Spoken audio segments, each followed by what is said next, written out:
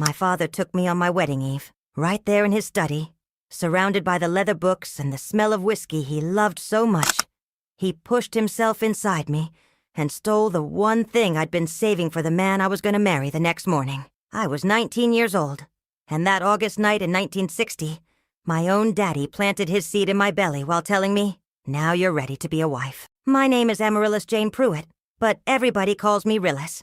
And for near about 60 of my 82 years, folks here in Shiloh, Arkansas, know me as the Cinnamon Roll Lady. If you ever been to the farmer's market on a Saturday, down by the old water tower, you probably seen me. That little white-haired woman with her hair pulled back in a bun, always wearing a flowered apron, serving up the sweet rolls that folks say can make any morning taste better.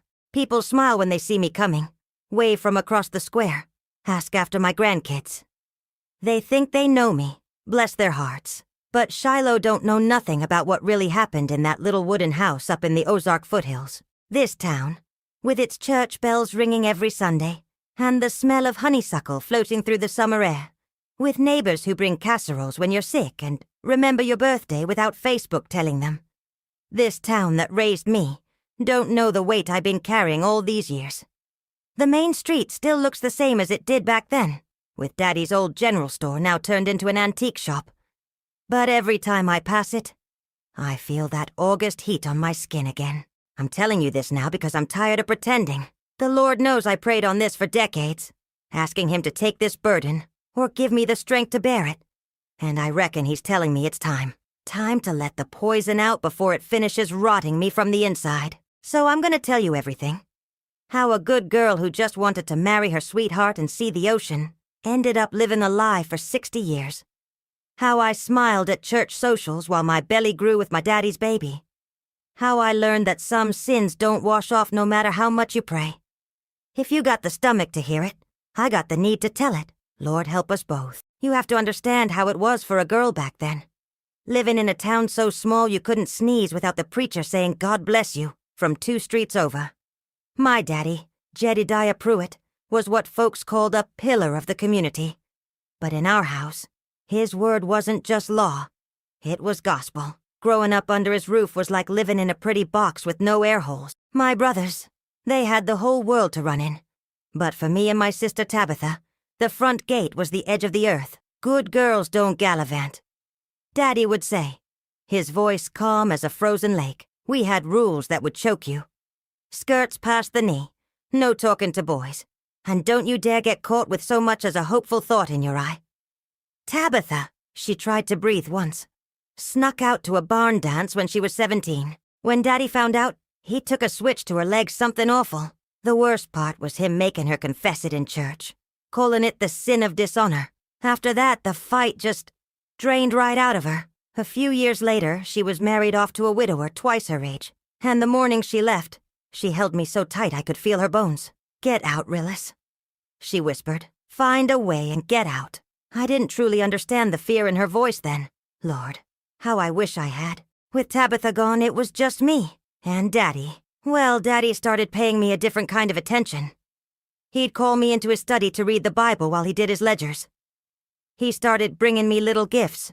A hair ribbon? I think the first one was. Or was it a bar of lavender soap? It's funny, the things that fade. But I remember the feeling. Like I was a prize pig he was fattening up for market. I started getting what Mama called woman troubles. And those times, he'd sit on my bed, his hand on my forehead feeling for a fever. His hands were always so cold, so heavy. "You're special, Rillis," he'd say. "You got something in you that needs watching over." And a crawl of dread would move up my spine. A feeling I had no name for. A terror I was taught I had no right to feel. I should have seen it coming. How he'd send my brothers on long errands. How his hand would rest on the small of my back just a second too long. But when you're raised to believe your daddy is just one step shy of God himself, you learn to push those thoughts down deep. You tell yourself you're being foolish. I felt the walls closing in. Felt myself starting to fade. Just like Mama and Tabitha, I figured my story was already written. And then, one afternoon, just as summer was turning heavy and gold, a lumber truck rumbled into town. And on it was a boy named Forrest, with a smile that felt like the first sun after a long, cold winter. In that moment, looking at him through the dusty glass of the general store, I thought he was the answer to my prayers. I thought he was my way out. That spring was the most hopeful time of my young life. Forrest started courting me proper, which meant sitting on opposite ends of our horsehair sofa in the front parlor, with my mama dozing in her chair nearby. He wasn't a man of fancy words, my Forrest.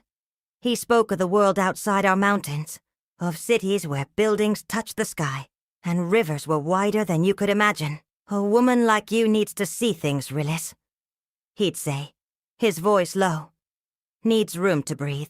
And I drank in those words like a parched field drinks rain, picturing a life beside him, watching the world roll by through the windshield of his truck. He'd bring me little things, nothing fancy. I remember a book of poetry he found somewhere. Or maybe he wrote the poem himself on a piece of paper. The details get hazy, like a morning fog on the creek, but I remember the words. They made me feel like he saw the real me, the girl I kept hidden away. It wasn't long after that, sitting on the porch swing one evening, that he took my hand. His was rough with work, but his touch was gentle. "Rillis," he said, his voice shaky. "I ain't got much to offer, but I got a strong back and a heart that's all yours. I love you, and I'll spend my life trying to prove it. Will you marry me? And all my dreams, all my hopes, all my desperate need for escape poured into the one word I whispered back. Yes. We set the date for August. Daddy gave his blessing. And I later heard him tell Mama how Forrest was a perfect match. No family to come sniffing around, asking questions. The chill of that trickled down my spine, but I pushed it away. I was too busy being happy. Forrest found us a little 4-room house with a kitchen window that looked out on a field of black-eyed Susans. Walking through those empty rooms, I felt like I could finally breathe for the first time in my life. It was a palace to me, a promise of a future where I was free. But as the wedding got closer, a strangeness settled over Daddy. He'd stare at me during supper, his food untouched. He started coming to my room at night, just to stand in the doorway and watch me. The week before the wedding, he sat on my bed and took my hand. His fingers were cold as ice. "You know you're my special girl," he said, his voice thick. "It's gonna be hard, letting you go. You'll belong to another man." The way he said belong made my stomach clench. Before he left, he leaned down and kissed my forehead. His lips lingered too long, and I could smell whiskey on his breath. "One more week," he whispered. "One more week of being mine." I lay there shaking in the warm night air, telling myself he was just a sad father, that I was just a nervous bride. I prayed harder than I ever had, begging God to make the week pass quickly, to deliver me safe to my wedding day. But that last week, the darkness I'd been sensing all my life finally decided to show its face. And when it did, it wore the face of the man who was supposed to be my protector. It wore my daddy's face. And it came for me in the quiet of the night. The week before my wedding, the air in our house turned thick and sour. Like right before a tornado hits, there was a stillness that wasn't peaceful. It was watchful. I felt like a field mouse with a hawk circling overhead, jumping at every creak of the floorboards. Daddy had started following me with his eyes, finding little reasons to touch me. A piece of lint on my shoulder that wasn't there, straightening a collar that was already straight. His hands would linger just a second too long, and I'd feel their weight on my skin long after he'd moved away. Mama saw it. A woman knows things without needing words. She got quieter, her eyes full of a sorrow so deep I couldn't bear to look at it. She started serving me extra helpings at supper, like she could build a wall around me with biscuits and gravy. The day before the wedding, Daddy cleared the house. He sent my brothers away first. Samuel and Matthew on a grain delivery 2 counties over. Mark and Luke to help with a barn raising. That same afternoon, he decided Mama's sister in Little Rock had taken a fall and needed tending to. Mama didn't want to go. I saw the fight in her eyes. Then I saw it die out, same as it always did. When she hugged me goodbye, she held on so tight I could feel her bones. She pressed her lips to my ear and whispered the words I'd come to understand all too well. "Some sins we carry ain't our own, baby girl. You remember that." And then she was gone. The screen door slapping shut behind her. Now it was just us. Just me and him, rattling around in that big, silent house. The August heat pressed down like a wet wool blanket, and the katydids outside screamed and screamed, like they were trying to warn me. I tried to keep my hands busy, hemming my wedding dress for the 10th time. But they shook so bad I kept stabbing my own fingers. I could hear the clink of a glass from his study, and the smell of whiskey started to snake its way down the hall. My heart hammered against my ribs, a frantic bird beaten against a cage. I knew the way an animal knows, that something was about to break. Around 9 o'clock, his voice came down the hall, thick and strange. "Rillis, come in here a minute." Every instinct in my body screamed at me to run, to bolt out the door and never look back. But where would I go? I was Jedediah Pruitt's daughter, and a good girl always obeyed her father. I stood up, my legs feeling like they were filled with water, and walked toward the light spilling from his study door. I walked toward the man who was my father, knowing I was also walking toward the end of everything I was. He was standing by the window when I walked in, looking out at the dark. The lamplight cut his face in half, all shadows and sharp angles. He started talking about my grandmother, his mother, how I was her spittin' image. Then his words got twisted, mixing scripture with something ugly. He spoke of wifely duties, of how a daughter belonged to her father, until the moment he placed her hand in her husband's. "It's my duty," he slurred, turning from the window, "to make sure you're ready for him." He moved between me and the door, and the smell of whiskey was so strong, it made my eyes water. What happened next, I've spent a lifetime trying to forget. But the body keeps a perfect record. The sound of my dress tearing, the rough wool of the carpet against my back, the great weight of him, and his whispers, calling me by his mother's name, then mine, like he couldn't tell us apart. Outside my own terror, I could hear the grandfather clock in the hall chime 10, then 11, marking the hours of my own destruction. When it was over, he laid his head on my shoulder and sobbed like a child. Then, just as quick, he stood, straightened his clothes, and looked down at me. "Get yourself cleaned up," he said, his voice cold as a tombstone. A bride must be pure. The next morning was my wedding day.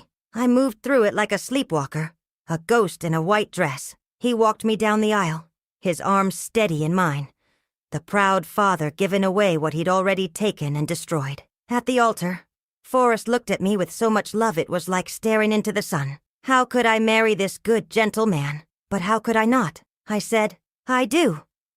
And the words felt like a lie that would choke me. That night, in our little rental house, Forrest was patient and kind. He thought my tears were from fear and my shaking from nerves. He didn't know the damage was already done, the wound already carved into me by another man's hands. I bled, and he held me close, promising he'd never hurt me. But it was too late. I was already hurt past mending.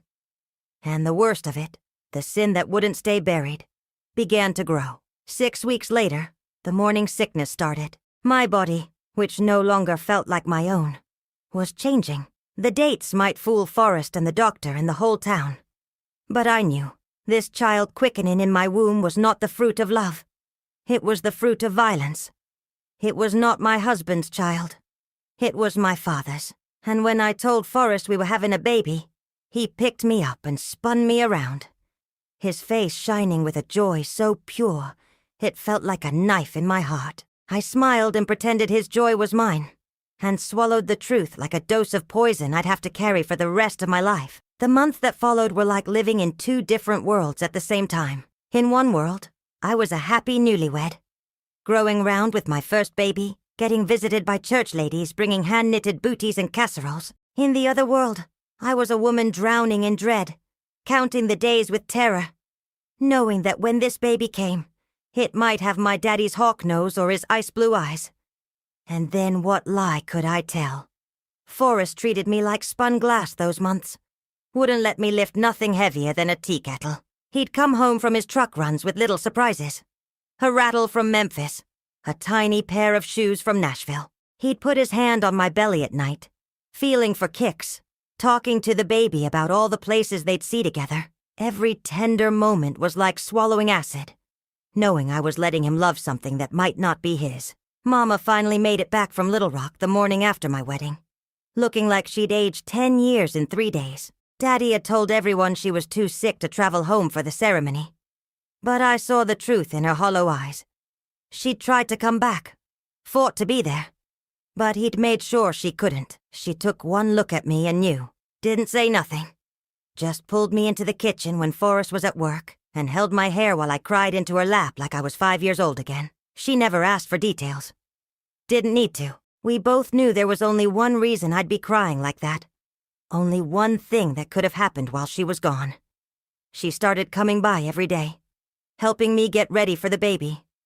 We'd sit together doing needlework, not talking about what we both knew, just letting our hands stay busy while our hearts broke in matching rhythms. Sometimes she'd start to say something, then stop herself. Once she grabbed my hand so hard it hurt and whispered that she should have been stronger, should have protected me better. I told her it weren't her fault, that you can't protect nobody from the devil when he lives in your own house. Daddy, he acted like nothing had happened, still played the respectable merchant, the church deacon, the proud father-to-be grandfather. He'd come by the house sometimes when Forrest was on a run, and I'd hide in the bedroom, letting him knock until he gave up. But at church, I couldn't avoid him. Had to sit there in the family pew, feeling his eyes on me, watching my belly grow with his sin. He'd pat my stomach after service, right there in front of everyone, talking about how he couldn't wait to meet his grandchild. The possession in his voice made me want to scrub my skin raw. When I was about 7 months along, something else started happening. I'd have these dreams, not regular dreams, but memories that came at night.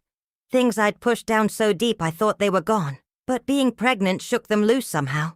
I'd remember being younger, maybe 12 or 13, and Daddy coming to check on me during my woman troubles. Remember his hands places they shouldn't have been. Him telling me he was just making sure I was developing proper. Remember the confusion, the shame, thinking something was wrong with me for feeling so dirty about my own father's concern. The memories came in pieces, like a broken mirror reflecting things I didn't want to see. Times he'd made excuses to be alone with me. The way he'd look at me when I started filling out. How he'd sometimes call me by his mother's name when he thought I was asleep. I realized that night before my wedding wasn't the first time. It was just the first time he'd gone all the way. The sickness had been building for years, and I'd been too young, too trusting, too trained in obedience to see it for what it was. These revelations like to have killed me. I'd wake up gasping, covered in sweat, feeling like I was drowning in my own bed. Forrest would hold me, thinking it was pregnancy nightmares, telling me everything would be okay once the baby came. But I knew better. Nothing would be okay once this baby came.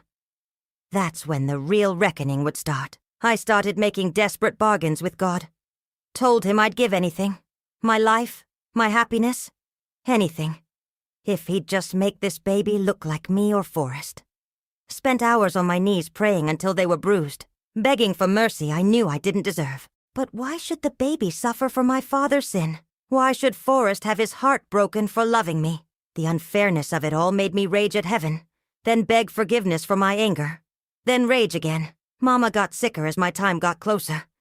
It was like watching her fade away a little more each day, like my pregnancy was draining her life force. She'd look at my belly with such sorrow, and I knew she was remembering her own pregnancies, wondering if Daddy had touched any of my sisters before they were born.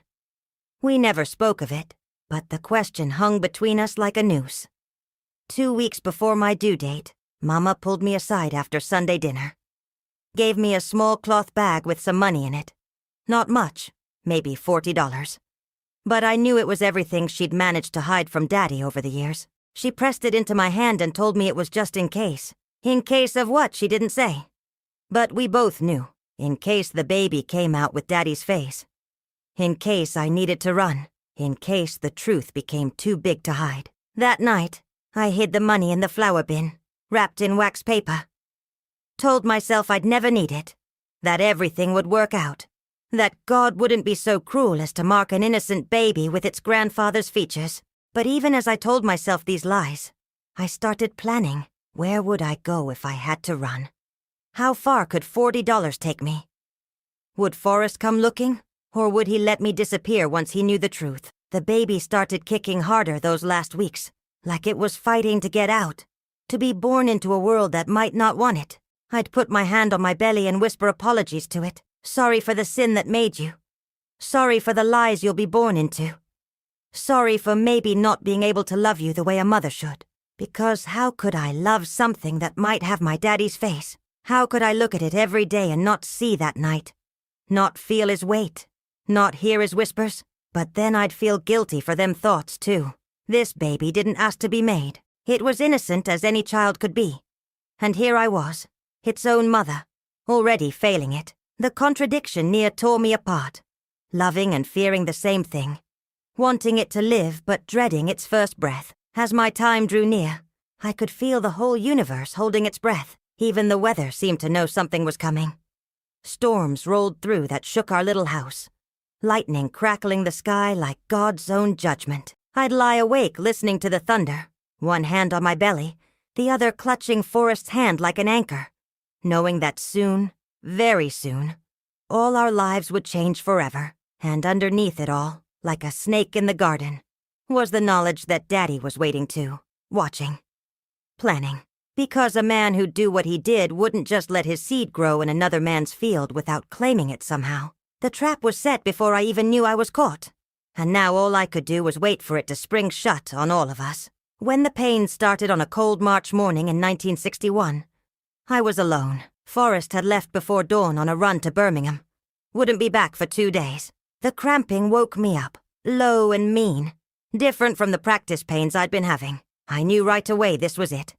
And the knowing filled me with a terror so complete I could barely breathe. This baby that I'd carried for 9 months, this secret made flesh, was ready to show itself to the world. I made it to Mama's house just as the sun was coming up, bent double with pain. My water's already starting to leak. She took one look at me and sent Luke to fetch the midwife, Mrs. Henderson, who delivered half the babies in 3 counties. Mama helped me into her own bed. The same bed where I'd likely been conceived, where all us kids had been born. The irony of it, bringing forth my daddy's child in the bed he'd shared with my mama, wasn't lost on me.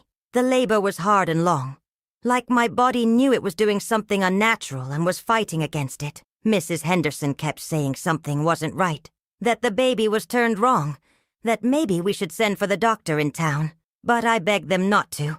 Doctors meant questions, meant papers, meant more people who might see the truth written on my baby's face. So we struggled on, just us 3 women and the terrible secret between us. Daddy showed up around noon, pushing his way into the house like he owned it. Which I guess he did. Mama tried to keep him out of the bedroom, but he wouldn't be stopped. Stood there in the doorway watching me labor, and the look on his face was something I'll never forget. Not concern for a daughter in pain, but possession, like he was watching his crop come to harvest. Mrs. Henderson finally ran him off, said men had no business in a birthing room. But I could feel him in the house, pacing, waiting. The pain got so bad, I started begging God to just take me, to let me die, rather than bring this child into the world. I could hear Mama praying too, not for my life or the baby's, but for forgiveness, over and over. Lord, forgive us. Lord, forgive us. Like she was trying to wash us all clean with words. Mrs. Henderson just worked quiet and steady, her face grim. I think she knew something was wrong beyond just a badly positioned baby. Midwives know secrets that doctors don't. They can smell sin in the birthing room. When Posey finally came, just as the sun was setting, she came out silent. No cry, no sound. Just this tiny purple thing that Mrs. Henderson had to work over for what felt like hours, but was probably only minutes. When she finally drew breath and let out that first wail, I cried harder than I'd cried since that night in August. Not from joy, but from relief.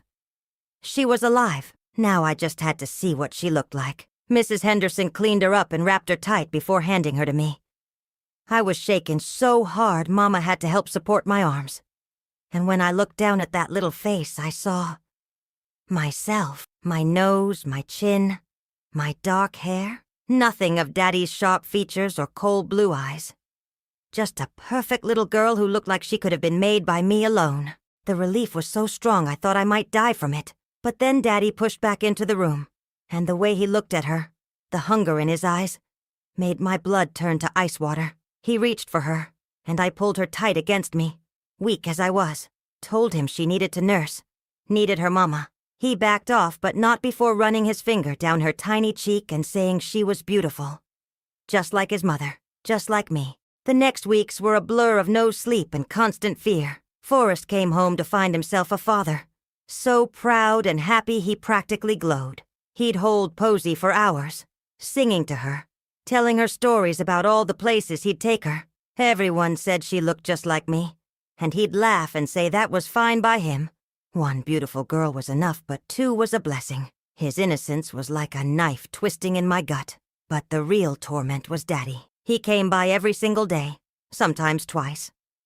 Always when Forrest was gone, like he had some sixth sense about it. He'd want to hold her, rock her, sing to her the same songs he'd sung to me when I was little. Watching him with her made me physically sick. I'd make excuses. She was sleeping, she was nursing, she had colic, but he was patient. He'd wait. He'd always been good at waiting. Mama tried to help, tried to be a buffer, but she was getting weaker by the day. Sometimes I'd catch her looking at Posey with such sadness, and I knew she was seeing history trying to repeat itself. She'd hold my hand and tell me to be strong, to protect my baby. But we both knew how hard it was to protect anyone from a man who thought he owned you. Back in Shiloh, when Posey was about 6 weeks old, before we fled to Kansas City, I came in from hanging laundry to find Daddy alone with her. He'd taken her out of her cradle and was sitting in my rocking chair, whispering to her. When he saw me, he didn't even look guilty. Just smiled and said he was telling her about her heritage, about the strong women in our family. The way he said strong made it sound like something dirty. That night I told Forrest we needed to move.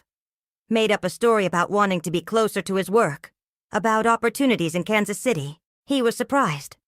We'd just got the house fixed up nice, had planted a garden, but he saw something in my face that made him stop asking questions. Started making plans that very night. Bless him. He thought I was just being a nervous new mother, wanting a fresh start. He had no idea I was trying to save our daughter from her own grandfather. But Daddy must have sensed something, because his visits got more frequent, more insistent. He'd show up at odd hours, demanding to see his grandbaby. Started making comments about how she'd need a strong male influence, how Forrest was gone too much, how he'd be happy to help raise her right. Each word was a threat wrapped in kindness, and I heard them all loud and clear. The night before we were set to tell everyone about the move, I woke up to find Daddy standing over Posey's cradle. I don't know how he got in. I'd started locking doors, but locks didn't mean much to a man who'd spent his whole life taking what he wanted. He was just standing there, watching her sleep. One hand reached out like he was about to touch her. I must have made a sound because he turned to look at me. In the moonlight, his face was like something out of a nightmare. He didn't say nothing, just looked at me for the longest time. Then he leaned down, kissed Posey's forehead, and walked out. Left the door wide open behind him, like he wanted me to know he could come and go as he pleased. I spent the rest of that night sitting by her cradle with a kitchen knife in my lap, shaking like a leaf in a storm. Come morning, I told Forrest we had to leave now. Today. Forget about notice to the landlord or proper goodbyes. Something in my voice must have finally got through to him, because he didn't argue. We packed what we could fit in his truck and left town before noon, me holding Posey tight, looking back until Shiloh disappeared behind the hills. But running from a devil don't mean he won't follow. And as we drove toward what I hoped would be safety, I couldn't shake the feeling that we were dragging our curse along with us, tied to us by blood and secrets that no distance could break.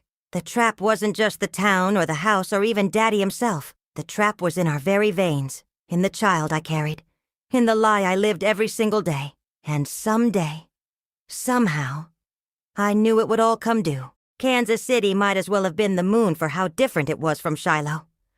All them buildings reaching up to the sky, streets full of strangers who didn't know your business, didn't care who your daddy was, or what church you went to. For the first time in my life, I could walk down a street without feeling eyes on me, without wondering what folks were whispering behind their hands. But even in all that freedom, I couldn't shake the feeling of being hunted.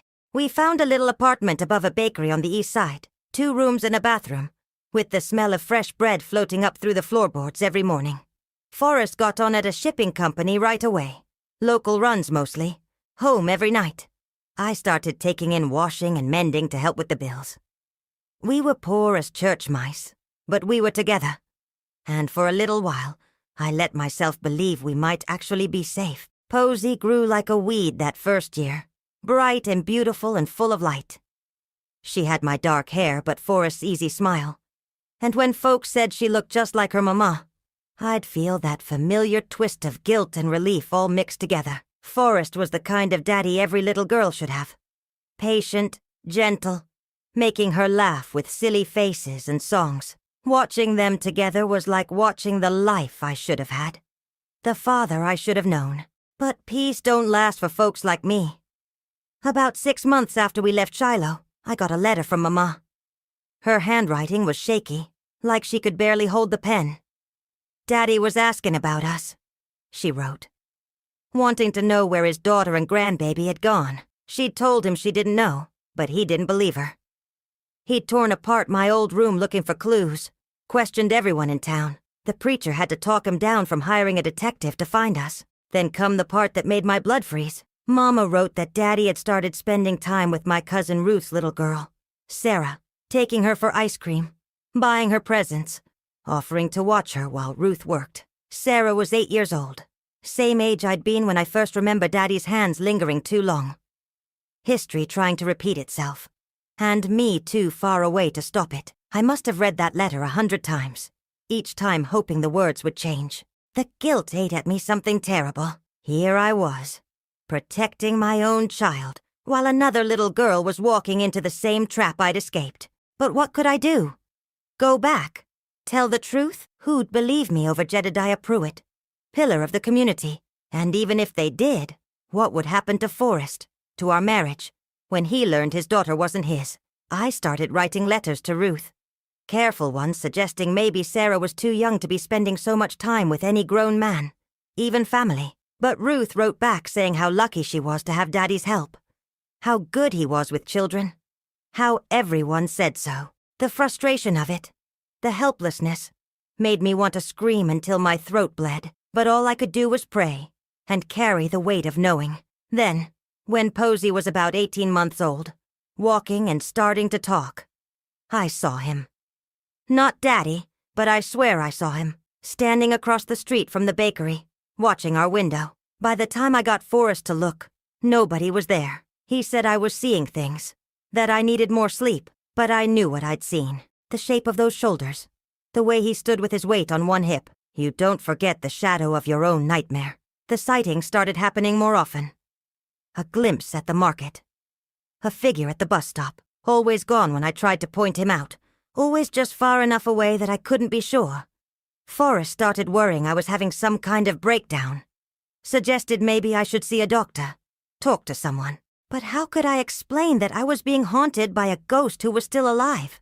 That my daddy's evil had followed us 300 miles?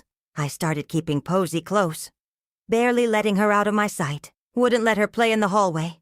Wouldn't take her to the park unless Forrest was with us. I knew I was turning into one of those nervous mothers folks whispered about, but I couldn't help it. The feeling of being watched, of being hunted, grew stronger every day. I'd wake up at night sure I heard footsteps on the stairs. Sure I smelled his pomade in the air. The breaking point came on a Thursday afternoon in November. I'd taken Posy down to the bakery to visit with Mrs. Chen, who owned the place and always gave her little cookies. When we came back upstairs, our door was open. Not broken, not forced, just open. Like someone had used a key. Nothing was missing. Nothing disturbed. Except on Posy's little bed, there was a doll. A china doll with dark hair and a yellow dress. Exactly like one Daddy had given me when I was 5. I grabbed Posy and ran. Didn't wait for Forrest. Didn't pack anything.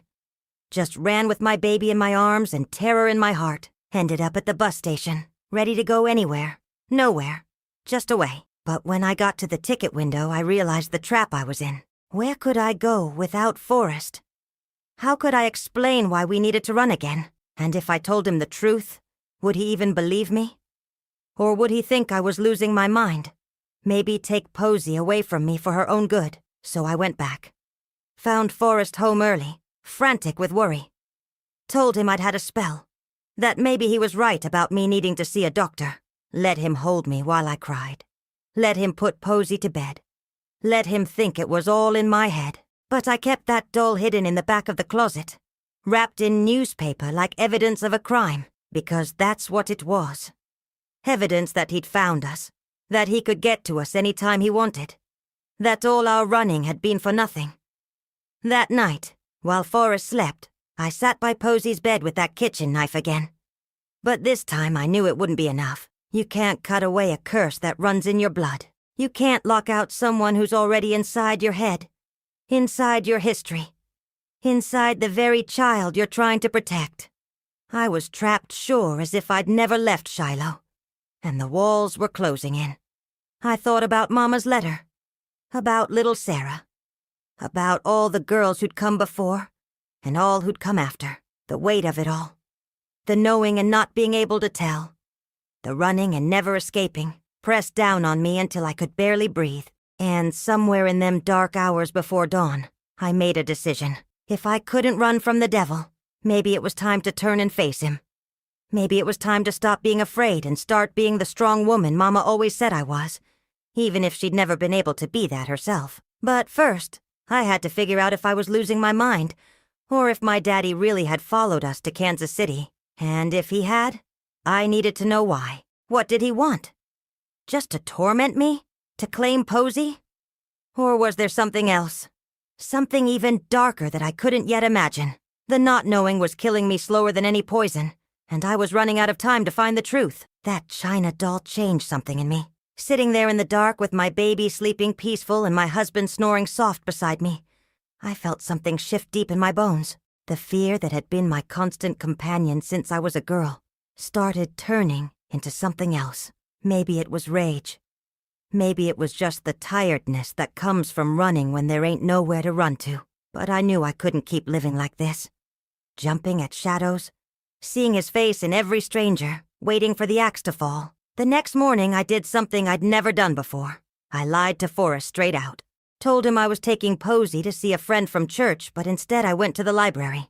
Found the Kansas City phone book and looked up private investigators. My hands shook so bad I could barely turn the pages. What was I doing? What good could come from this? But I had to know if I was going crazy or if Daddy really was here, watching us, waiting for something. I found a man named Samuel Morrison who had an office above a pawn shop on the colored side of town. Figured he'd be less likely to ask questions, less likely to know anybody from back home. When I climbed those narrow stairs, Posey on my hip, I felt like I was climbing towards something I couldn't take back. But I kept going, one step at a time, till I was knocking on his frosted glass door. Mr. Morrison was nothing like I expected. Young, maybe 30, with kind eyes behind wire-rimmed spectacles. He didn't look at me funny when I walked in. A white woman in a colored man's office just offered me a chair and a glass of water. Gave Posey a pencil and paper to play with. When he asked how he could help, I almost ran right back out. But then I thought about that doll, about Sarah back in Shiloh, about all the secrets eating me alive. I didn't tell him everything. Couldn't. Just said my father was a dangerous man who I'd run from, and I needed to know if he'd followed us to Kansas City. Gave him Daddy's name, description, told him about the open door, the doll. Mr. Morrison listened without interrupting, taking notes in neat handwriting. When I finished, he looked at me for a long moment, then asked if my husband knew I was here. When I shook my head, he nodded like that told him everything he needed to know. He said he'd look into it, discreet-like. Would take about a week. His fee was more than I could afford, but I'd been saving coins from the grocery money, putting them aside without really knowing why. Now I knew. I paid him half up front, promised the rest when he had answers. He gave me a card with his number, told me to call if anything else happened. The kindness in his voice almost undid me. It had been so long since anybody besides Forrest had shown me gentleness without wanting something in return. That week passed slower than molasses in January. Every knock at the door made my heart race.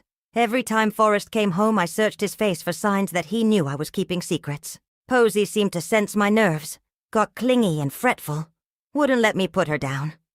I carried her everywhere, feeling like we were both waiting for something terrible to happen. Mr. Morrison showed me what looked like an official death certificate.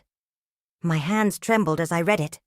Heart attack, found in his study. The document looked real enough to fool anyone, but something in my gut, that same feeling that had kept me alive all these years, whispered that paper don't always tell the truth. I sat there in that office chair while Mr. Morrison slid what looked like an official death certificate across his desk. My hands trembled as I read it. Heart attack, found in his study. The document looked real enough. Now, mind you, Mr. Morrison said, tapping the paper, getting records from a small county in another state can be tricky, and this paper could be forged by a determined man.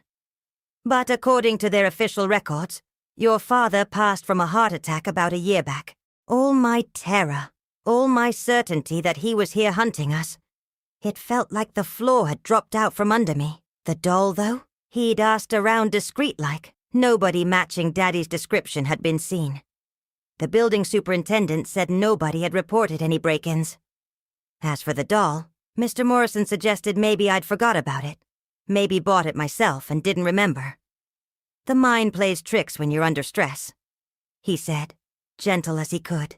I wanted to argue, to insist I wasn't crazy, but the proof was right there in black and white. Daddy was dead.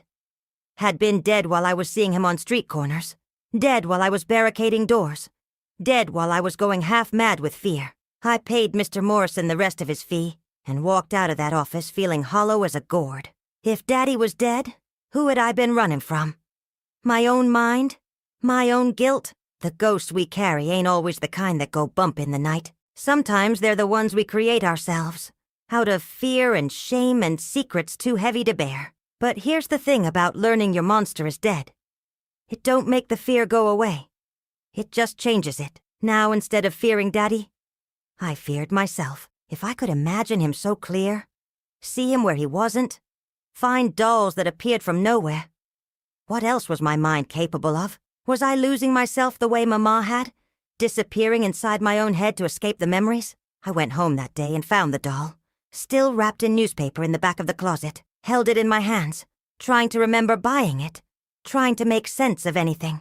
But the more I stared at it, the more familiar it looked. Not just like my childhood doll. Exactly like it, down to the tiny chip on its left hand where I dropped it once. How could that be? How could a doll from 30 years ago appear in my baby's bed in Kansas City? That night, I showed it to Forrest. Told him I'd found it in a second-hand shop. Asked if he'd bought it for Posey and forgot to tell me. He said no, but maybe his mother had sent it. She was always sending packages. We'd check with her, he said. And that was that. Simple explanations for impossible things. But I knew his mother hadn't sent it. Knew it sure as I knew my own name. So I made a decision that would haunt me for years to come. I decided to bury it all. The doll, the fear, the sightings, even the fact of Daddy's death. Told myself it was for the best. That Forrest didn't need to know I'd been seeing ghosts. That Posey didn't need a mama who jumped at shadows. I'd be normal. I'd be sane. I'd be the wife and mother they deserved. Even if it meant locking parts of myself away so deep they'd never see daylight again. But secrets, even the ones we keep from ourselves, have a way of growing in the dark. And the biggest secret of all, whose child Posey really was, that was still there, still true. Whether Daddy was alive or dead, his being gone didn't change what he'd done. Didn't change the blood that ran in her veins. If anything, it made it worse. Now there was no chance of ever confronting him. No possibility of the truth coming out on its own. It was all on me now. This terrible knowledge. Mine to carry to the grave. I thought I was protecting my family by staying silent. Thought I was being strong. But sometimes the strongest thing you can do is admit you can't carry something alone. And sometimes the very secrets you bury to protect the ones you love are the ones that end up destroying everything you try to save. I wouldn't learn that lesson for many years yet. For now, I just held my daughter close, kissed my husband goodnight, and pretended that dead men tell no tales. But they do. Oh, Lord, they do. They tell them through the children they leave behind. Through the pain that passes from one generation to the next, through the silence that screams louder than any words. And somewhere in Shiloh, Little Sarah was learning her own terrible lessons while I played normal in Kansas City, convincing myself that what I didn't acknowledge couldn't hurt us. I was wrong about that too. I was wrong about so many things. But that's the thing about making decisions in the dark. You don't see the cliff until you're already falling. 20 years passed like a fever dream. 20 years of birthday cakes and Christmas mornings, of first days of school and graduations, of pretending that the ground beneath our feet wasn't built on lies. Posey grew into a beautiful woman, smart as a whip, with my stubborn streak, and what everyone thought was Forrest's gentle heart. We'd had another child by then, a boy named James, and in him I could see Forrest true and clear. Same crooked smile, same way of tilting his head when he was thinking. The difference between my two children was like looking at sunshine and shadow, and only I knew why. We'd built a good life in Kansas City. Forrest had worked his way up to managing the shipping company, and I'd started my own little business selling them cinnamon rolls that would make you weep with wanting more. We had a real house with a garden, friends who came for Sunday dinner, a normal life that I'd painted over the ugly truth like cheap paint over rotten wood. But paint don't stop the rot. It just hides it for a while. Posey was 21 when everything started falling apart. She'd just got engaged to a sweet boy named Michael, a teacher who looked at her like she hung the moon. They were planning a June wedding, and I was sewing her dress. White silk with little pearl buttons. Nothing like the remade dress I'd worn. I'd catch myself crying over that sewing sometimes. Happy tears mixed with grieving ones, knowing she was getting the innocent wedding I'd been robbed of. Then came the day that changed everything. A Tuesday in April.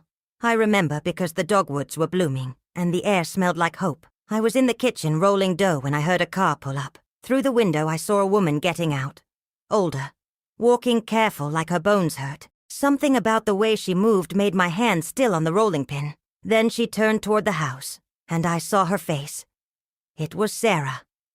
My cousin Ruth's little girl, all grown up, standing in my driveway like a ghost from the past I'd tried so hard to bury. I opened the door before she could knock, and we stood there looking at each other. 20 years of silence stretching between us. She was thin. Too thin.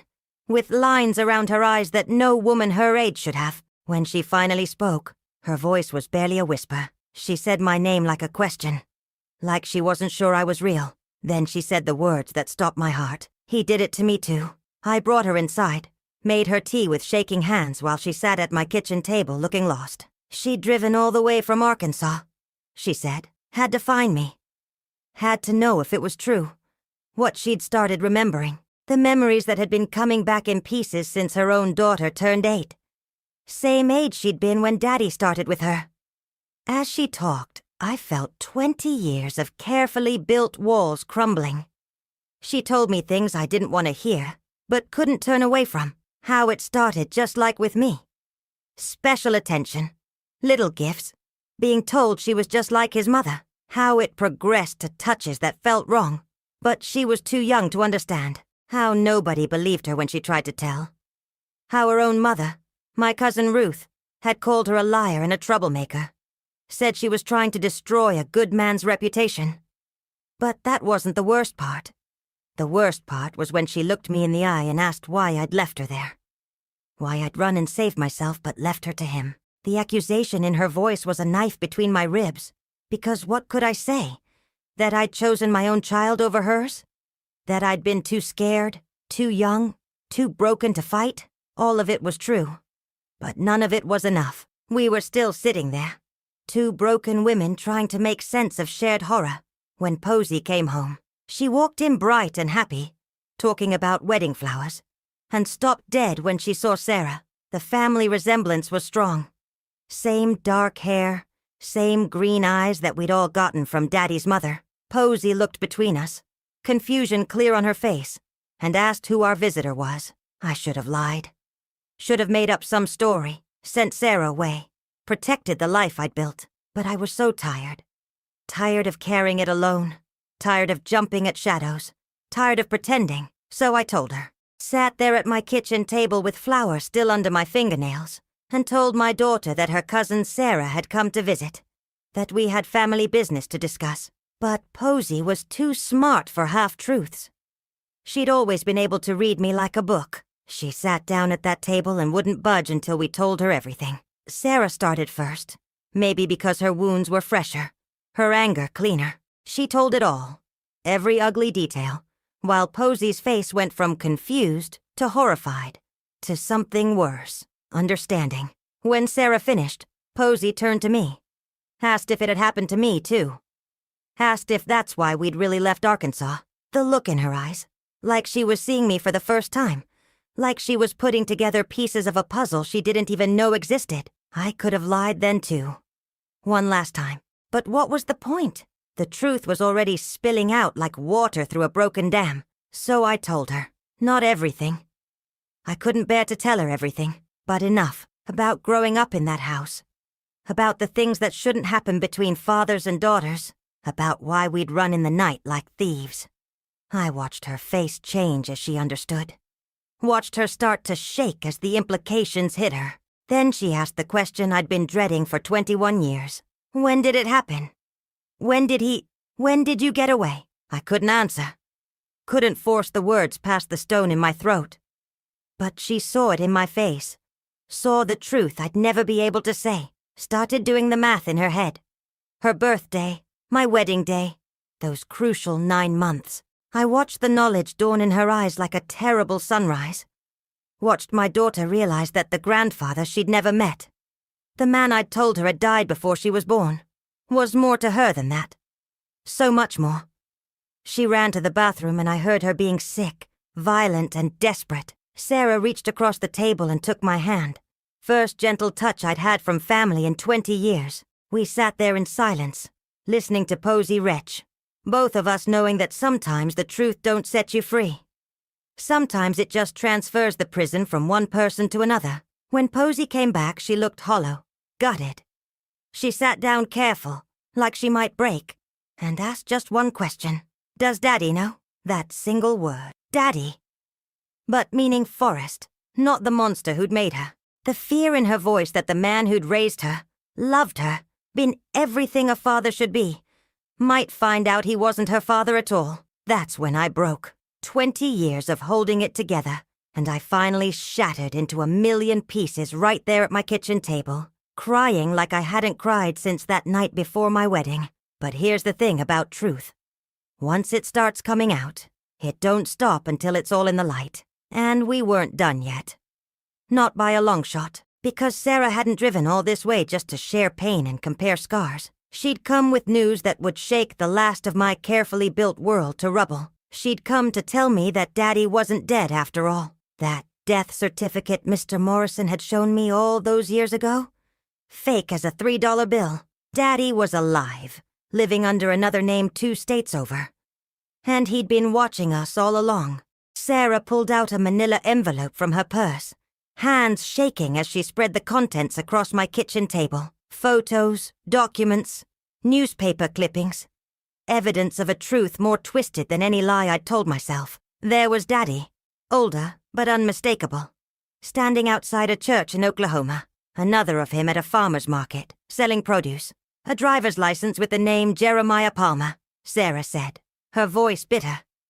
He even kept the same initials, the arrogant bastard, like he was daring the world to catch him. He faked it all, Sarah said, her voice steady now with the kind of rage that's had time to crystallize. The death certificate, the funeral, everything. Did it right after you ran to Kansas City, 20 years ago. Had help from some cousin in the county clerk's office. My investigator found the original forged document. Daddy's been living free as a bird as Jeremiah Palmer all this time, while we've been carrying his sins like stones around our necks. The investigator even found proof he was here, in Kansas City, right after he faked his death. He was watching you, making sure you believed he was gone before he disappeared for good. Sarah had done her homework, hired her own investigator when the memories started coming back. My investigator knew what to look for, Sarah explained, her voice bitter. He wasn't just looking for a man.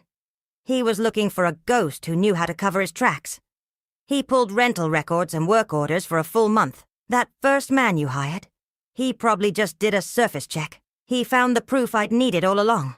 A receipt from a locksmith in Kansas City, dated just days before I found that China doll. He had keys made, Sarah said. The building superintendent even remembered a temporary maintenance man who worked there for just 1 week. That discovery proved he was there, that I wasn't crazy.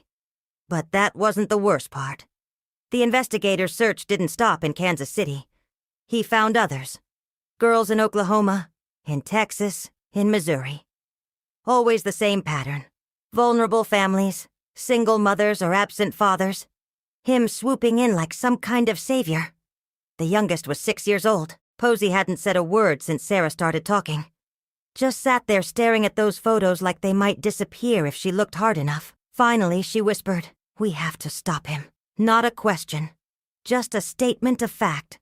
Like she was recognizing something that had always been true. That's when I realized my daughter was stronger than I'd ever been. Where I'd run, she wanted to fight. Where I'd hidden, she wanted to drag everything into the light. The shame I'd carried for 20 years. She wore like armor. And in that moment, I saw that maybe this was why it all happened. Not God's plan. Never that. But maybe something being set right in the universe. The sins of the father being stopped by the daughter he'd never claimed. We spent the next 3 hours planning. Sarah had already been to the police in Arkansas, but without proof, without other victims willing to come forward. They'd done nothing, said it was too old, too hard to prove, just family drama. But 3 women telling the same story? 3 generations of the same evil?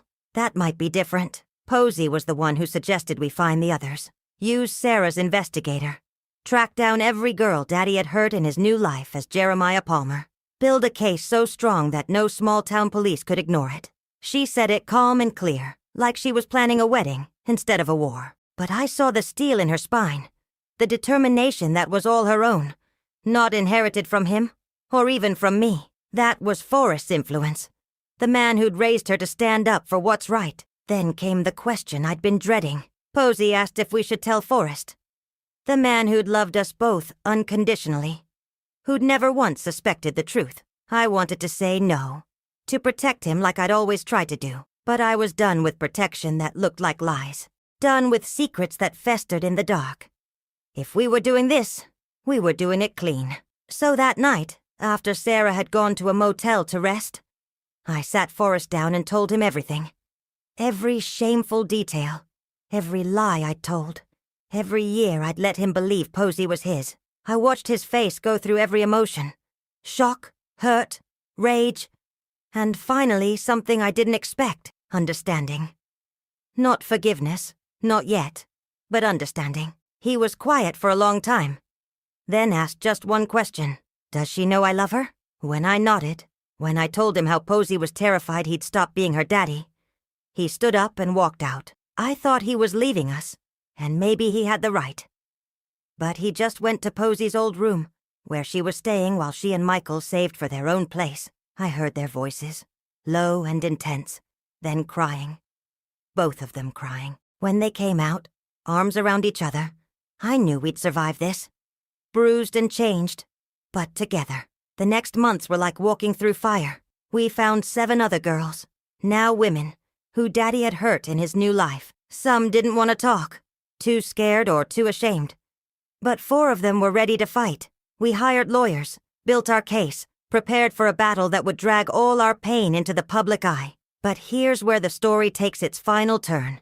2 weeks before we were set to file charges, we got word that Daddy had been found dead in his kitchen. Heart attack, they said, just like the fake death years before. But this time, when Sarah's investigator checked, when we demanded an autopsy, when we fought through the small-town bureaucracy, it was real. The stress of knowing we were coming for him, the investigator said. His neighbors reported he'd been acting paranoid, installing new locks, burning papers in his backyard. Maybe the fear of finally facing justice was what killed him. Or maybe the devil just called in his debt. There's no peace in that for us. No justice in him dying warm in his bed instead of cold in a cell.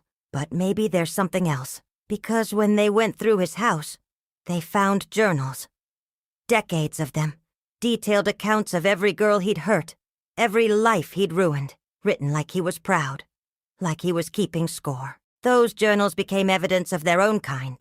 Proof for all the women who'd been called liars. Validation for every child who'd been told they were imagining things. We used those journals to help the other victims get counseling, get closure, get whatever healing was possible, set up a fund with what little money he'd left behind, every penny going to help survivors of abuse, turned his legacy of pain into something that might help others heal. Posey married her Michael that June, walking down the aisle with Forrest at her side. The only father that mattered.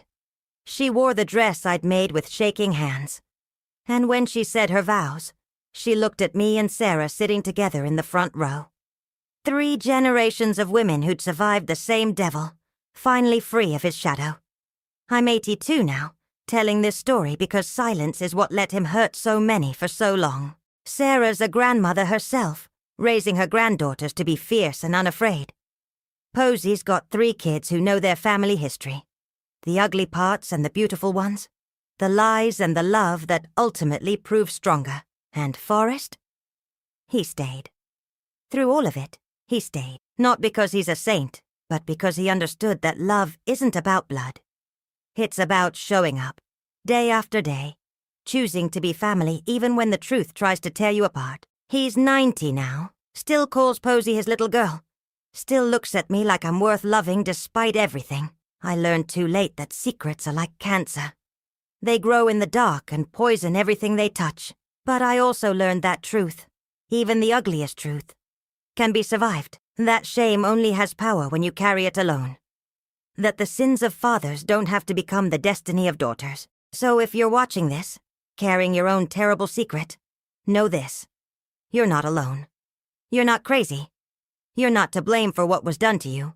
And it's never too late to speak your truth, to find your voice, to stop the cycle. I'm Amaryllis Jane Pruitt, the cinnamon roll lady from Shiloh, Arkansas. And I survived. My daughter survived. My cousin survived. We all survived. And if you're out there fighting your own devil, whether he's still walking this earth or haunting you from beyond, I want you to know something. You can survive too. Find your people, tell your truth, and don't let shame make you small. The world needs your voice, your story, your strength. Thank you for listening to this old woman's confession. If it helps even one person find the courage to speak up, to get help, to break free, then every word was worth it. God bless you all. And remember, you're stronger than you know, braver than you feel, and worth more than what was done to you. If my story touched something in you, share it with someone who might need to hear it. Subscribe to this channel, not for me, but for all the grandmothers out there with stories that need telling. And let me know in the comments where you're watching from. This old heart likes to know how far these words can travel. Sometimes the smallest voice can echo the farthest.